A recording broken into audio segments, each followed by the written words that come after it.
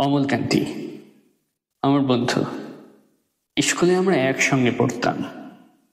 রোজ দেরি করে ক্লাসে আসতো, পড়া পারত না। শব্দরূপ জিজ্ঞেস করলে এমন অবাক হয়ে জানলার দিকে তাকিয়ে থাকতো যে দেখে ভারী কষ্ট হতো আমাদের। আমরা কেউ মাস্টার হতে চেয়েছিলাম, কেউ ডাক্তার, কেউ উকিল। অমলকান্তি সেসব কিছু হতে চায়নি।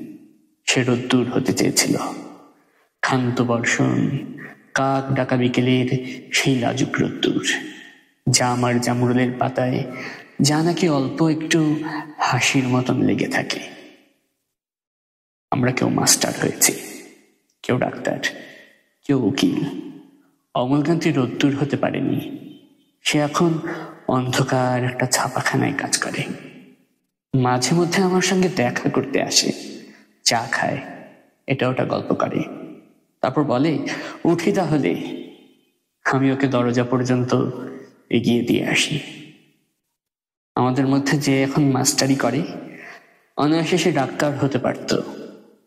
যে ডাক্তার হতে চেয়েছিল, উকিল হলে তার এমন কিছু ক্ষতি হতো না।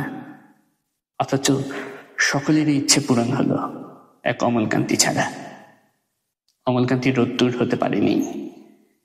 সেই অমলকান্তি রোদ্দুরের কথা ভাবতে ভাবতে ভাবতে ভাবতে যে একদিন রোদ্দুর হতে চেয়েছিল।